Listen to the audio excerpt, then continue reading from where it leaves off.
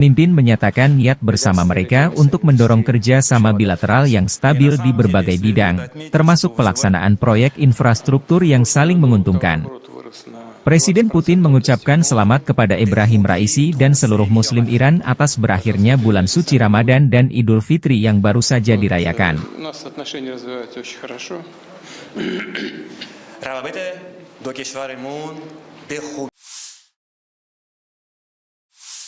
Militer Israel menunjukkan kepada wartawan sisa-sisa rudal balistik yang dicegat di Israel dalam serangan Iran pada Minggu pagi. Sisa-sisanya hanya 70% dari keseluruhan rudal, karena hulu ledak dan bagian lainnya hancur selama intersepsi. Rudal berukuran besar tersebut, salah satu dari 120 rudal yang ditembakkan ke Israel, ditemukan pada Minggu pagi mengambang di laut. Menurut IDF, rudal tersebut diperkirakan memiliki hulu ledak seberat 500 kg.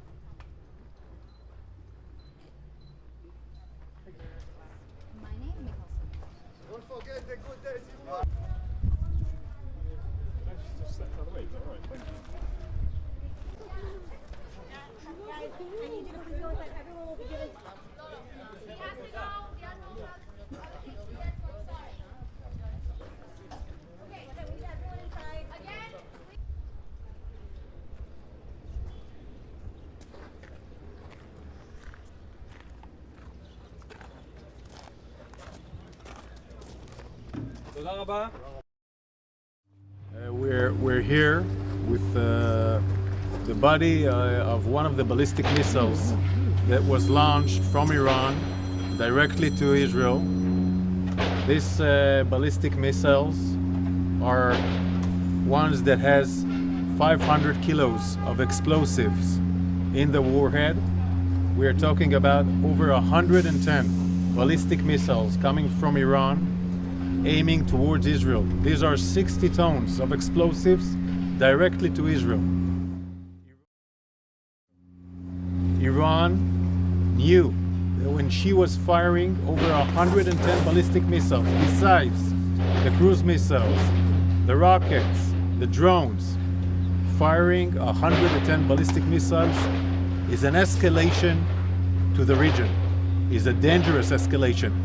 If those ballistic missiles would have hit Israel, it would cause a dangerous consequences to the region. But this is a ballistic missile launched from Iran on Saturday in order to attack Israel. It was one of over 110 ballistic missiles. Each of them carried around half a ton of explosives. Their role, their whole intention was to kill and destroy Israel and Israeli lives. If they wouldn't have been intercepted, the scale would be immense. Really difficult to understand the magnitude of a half a ton explosive charge on a missile that is directed towards civilians, strategic locations, military bases and so on. So the challenge, I've said, of course there needs to be a response, there will be a response, as the Chief of Staff said. This cannot be allowed to happen. This rocket, this missile, with a half a ton, and another 110 like this, were headed in Israel's way. We had 30 cruise missiles.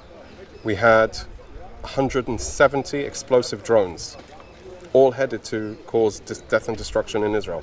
That can't be permitted to happen again. Presiden Turki Recep Tayyip Erdogan pada Selasa mengatakan bahwa Perdana Menteri Israel Benyamin Netanyahu adalah orang utama yang harus disalahkan atas serangan langsung pertama Iran terhadap Israel. Pihak utama yang bertanggung jawab atas ketegangan yang mencengkeram hati kami pada malam tanggal 13 April adalah Netanyahu dan pemerintahannya yang penuh darah, kata pemimpin Turki, yang sering mengkritik Israel dan kepemimpinannya, dalam pidatonya yang disiarkan televisi. Mereka yang selama berbulan-bulan bungkam mengenai sikap agresif Israel langsung mengecam respons Iran, ujarnya. Tetapi Netanyahu sendirilah yang pertama-tama harus dikutuk. Dia mengatakan serangan Israel pada tanggal 1 April terhadap konsulat Iran di Damaskus melanggar hukum internasional dan merupakan pukulan yang mematahkan punggung unta. Erdogan juga menyindir negara-negara barat kompatriotnya yang ramai-ramai protes ke Teheran atas serangan ke Israel. Namun bungkam atas serangan Israel ke konsulat Iran di Damaskus. Turki pada Minggu menyerukan, diakhirinya eskalasi di Timur Tengah setelah serangan Iran terhadap Israel, dengan mengatakan ada risiko memicu perang regional. Iran meluncurkan lebih dari 300 drone dan rudal terhadap Israel pada Sabtu malam sebagai tanggapan atas pemboman Israel di bagian konsuler kedutaan besarnya di Damaskus. Hampir semua proyektil berhasil dicegat oleh Israel dan sekutunya. Tüm aktörleri artık saldırılara son vermeye ve sorumluluk içinde hareket etmeye davet ediyoruz.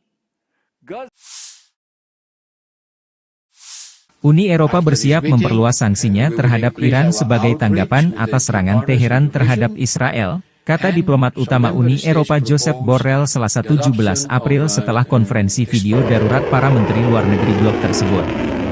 Borrell mengutip Sekretaris Jenderal PBB Antonio Guterres yang menyatakan bahwa Timur Tengah berada di tepi jurang, setelah serangan rudal dan pesawat tak berawak Iran pada akhir pekan. Hari ini, para menteri mengambil sikap tegas, meminta semua aktor di kawasan untuk menjauh dari jurang maut, agar tidak terjerumus ke dalamnya, katanya kepada wartawan setelah pertemuan yang diadakan untuk membahas dampak serangan Iran. Borrell, perwakilan tinggi Uni Eropa untuk kebijakan luar negeri, memperingatkan Timur Tengah akan berada dalam perang penuh jika setiap perkembangan dalam krisis saat ini diikuti dengan eskalasi. Borrell mengatakan beberapa anggota UE mengusulkan perluasan sanksi yang berupaya membatasi pasokan drone Iran ke Rusia, termasuk penyediaan rudal dan mencakup pengiriman ke proksi Iran di Timur Tengah. I will send to the External Action Service the request to start the necessary work related to these sanctions. The idea is to expand the existing Iran-Russia related drone regime, to expand it in two directions. The direction of the kind of arms, in order to include the possibility of sanctions for providing missiles, not only drones. By the time being, there is not evidence at all that Iran has been supplying missiles to Russia to attack Ukraine. But we could expand this regime in order to include this possibility. Nasib warga Gaza untuk meraih kemerdekaan kian pupus. Pasalnya, Komite Dewan Keamanan Perserikatan Bangsa-Bangsa gagal menyetujui upaya otoritas Palestina untuk bergabung menjadi bagian dari anggota PBB. Dikutip dari The Times of Israel pada Rabu 17 April, penolakan ini diungkap langsung oleh juru bicara Komite Dewan PBB selesai 2 kali menggelar pertemuan bersama dengan 15 negara anggota inti untuk membahas permohonan Palestina. Dalam keterangan resminya, PBB menjelaskan bahwa penolakan ini terjadi lantaran Palestina tidak dapat memenuhi kriteria yang telah ditetapkan. Sebab untuk menjadi anggota penuh PBB, Palestina harus mendapatkan persetujuan dari Amerika Serikat selaku Dewan Keamanan PBB. Tidak hanya itu, Palestina juga setidaknya harus mendapatkan 2/3 dukungan dari anggota Majelis Umum PBB. Namun Amerika Serikat menilai bahwa pembentukan negara Palestina merdeka harus dilakukan melalui perundingan langsung antar pihak dan bukan melalui PBB. Alasan itulah yang membuat Amerika Serikat dan sekutunya menolak untuk memberikan dukungan kepada otoritas Palestina. Alhasil, PBB pun gagal menyetujui upaya otoritas Palestina bergabung menjadi bagian dari anggota penuh. Adapun dorongan Palestina untuk menjadi anggota penuh PBB ini muncul terjadi 6 bulan setelah perang antara Israel dan militan Hamas Palestina di Gaza dan ketika Israel memperluas permukiman di tepi barat yang diduduki. Otoritas Palestina menilai bahwa keanggotaan seperti itu secara efektif akan mengakui kemerdekaan warga Gaza dari kependudukan yang dilakukan Israel. Adapun Palestina saat ini merupakan negara pengamat non-anggota, sebuah pengakuan de facto atas status kenegaraan yang diberikan oleh Majelis Umum PBB yang beranggotakan 193 orang pada tahun 2012.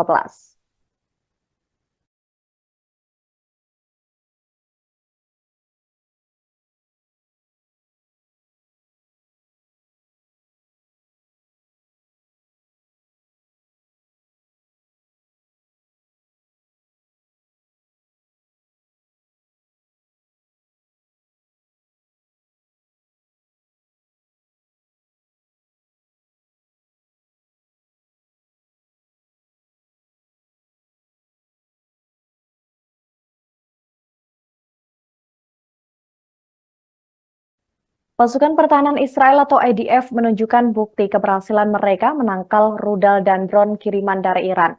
Hal itu ditunjukkan melalui video di akun X pada Rabu 17 April 2024. Dalam postingan itu terlihat seorang wanita anggota IDF menunjukkan salah satu dari 120 rudal balistik Iran yang jatuh di Israel. Rudal yang diperlihatkan itu memiliki bahan peledak seberat 880 pon atau setara dengan 400 kg. Selain itu, IDF juga menunjukkan kepada wartawan beberapa rudal yang jatuh termasuk sebuah emat. Tangki bahan bakar rudal jarak jauh emat saja tingginya diperkirakan 11 meter. Dan menurut Badan Iran IRNA, emat biasanya diluncurkan dari pangkalan bawah tanah dan bisa memiliki hulu ledak yang beratnya mencapai 750 kg. Sebagaimana diketahui, Iran melakukan serangan dadakan pada Sabtu 13 April 2024. Ratusan rudal dan drone jelajah mendarat di Israel dan diklaim mengenai sasaran yang sah. Namun Israel menyangkal dan menyebut mereka berhasil menghancurkan sebagian besar dari serangan itu. Serangan mematikan Iran disebut meniru strategi yang digunakan Rusia untuk menyerang Ukraina. What you're seeing behind me is just a fragment of a long-range Iranian ballistic missile carrying over 400 kilograms of explosive that was fired at Israel last Saturday night. Iran launched over 120 ballistic missiles on Saturday night, targeting Israeli civilians and IDF bases. It is only thanks to the precise defensive operation of the IDF and the seamless cooperation with our international partners that we were able to intercept 99% of Iran's launches, among them over 170 explosive UAVs and 30 cruise missiles. We remain prepared for any future threats we might face, and we will not allow for Iran's disregard for human life to affect our people or the security of the Middle East. What you're seeing behind me is just a fragment.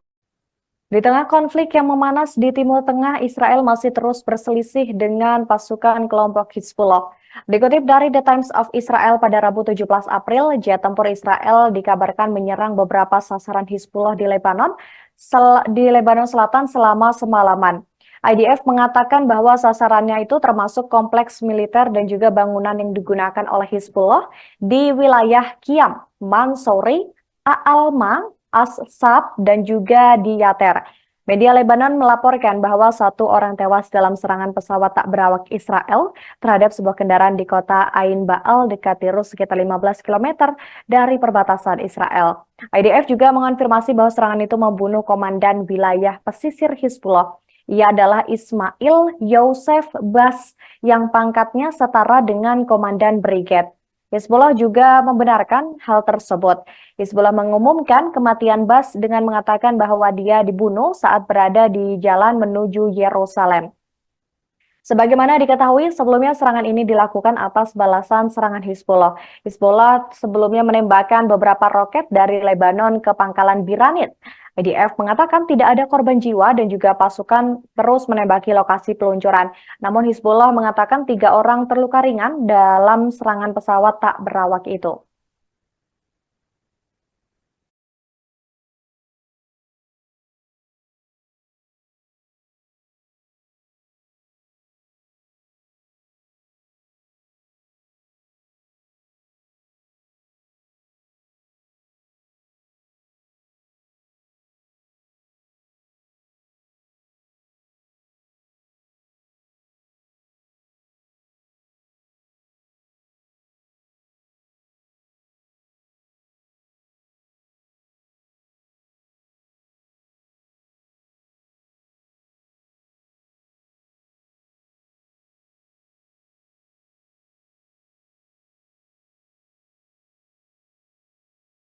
Presiden Rusia Vladimir Putin dan Presiden Iran Ibrahim Raisi berbicara lewat telepon 17 April 2024. Pembicaraan diinisiasi pihak Teheran. Kedua presiden membahas secara rinci situasi di Timur Tengah, yang meningkat akibat serangan udara Israel terhadap misi diplomatik Iran di Damaskus dan tindakan pembalasan Iran. Dilansir Kremlin, Presiden Putin menyatakan harapannya bahwa semua pihak menahan diri secara wajar dan tidak membiarkan babak konfrontasi baru yang mungkin menimbulkan konsekuensi bencana bagi seluruh wilayah. Sebaliknya, Ibrahim Raisi menginformasikan kepada Putin bahwa tindakan Iran bersifat terpaksa dan dibatasi. Pada saat yang sama, ia menekankan bahwa Teheran tidak tertarik pada peningkatan ketegangan lebih lanjut. Kedua pemimpin tersebut sepakat bahwa konflik Palestina-Israel yang belum terselesaikan adalah akar permasalahan dari perkembangan yang terjadi di Timur Tengah saat ini. Kedua presiden menegaskan sikap Rusia dan Iran yang mendukung gencatan senjata segera di jalur Gaza, pengentasan situasi kemanusiaan yang menyedihkan dan penciptaan kondisi untuk penyelesaian krisis secara politik dan diplomatik. Selama pertukaran pandangan mengenai permasalahan terkini hubungan Rusia-Iran, kedua pemimpin menyatakan niat bersama mereka untuk mendorong kerja sama bilateral yang stabil di berbagai bidang, termasuk pelaksanaan proyek infrastruktur yang saling menguntungkan. Presiden Putin mengucapkan selamat kepada Ibrahim Raisi dan seluruh Muslim Iran atas berakhirnya bulan suci Ramadan dan Idul Fitri yang baru saja dirayakan.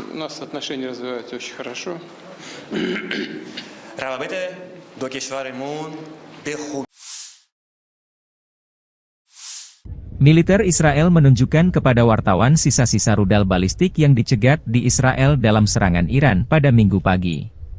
Sisa-sisanya hanya 70% dari keseluruhan rudal, karena hulu ledak dan bagian lainnya hancur selama intersepsi. Rudal berukuran besar tersebut, salah satu dari 120 rudal yang ditembakkan ke Israel, ditemukan pada Minggu pagi mengambang di laut. Menurut IDF, rudal tersebut diperkirakan memiliki hulu ledak seberat 500 kg.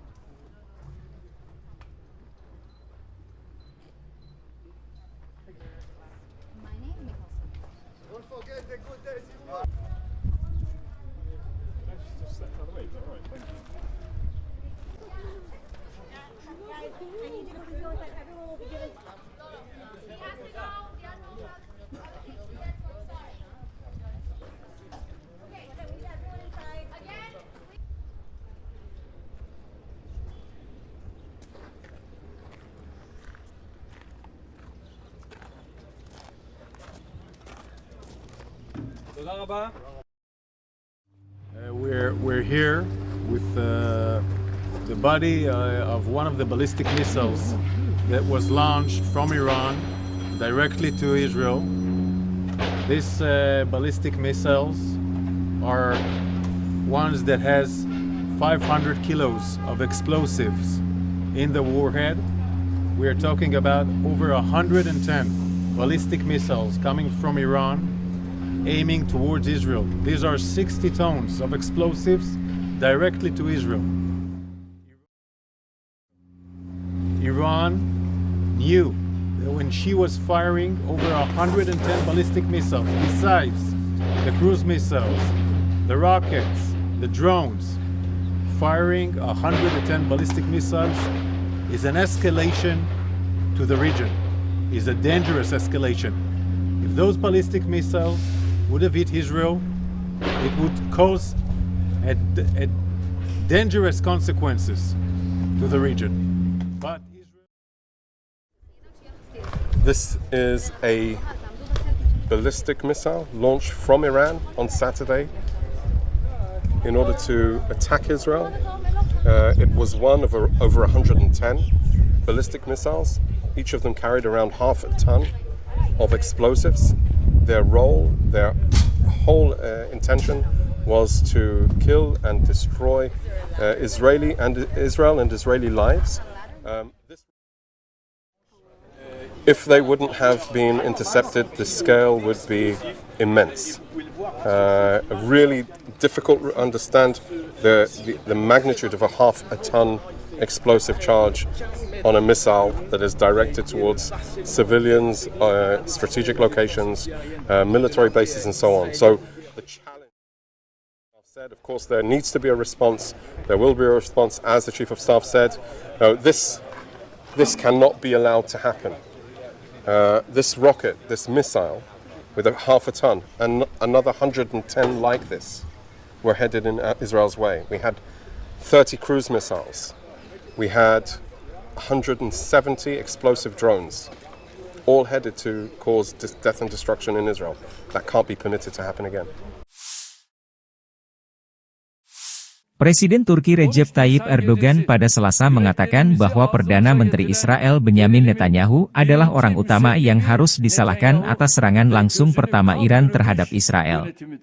Pihak utama yang bertanggung jawab atas ketegangan yang mencengkeram hati kami pada malam tanggal 13 April adalah Netanyahu dan pemerintahannya yang penuh darah, kata pemimpin Turki, yang sering mengkritik Israel dan kepemimpinan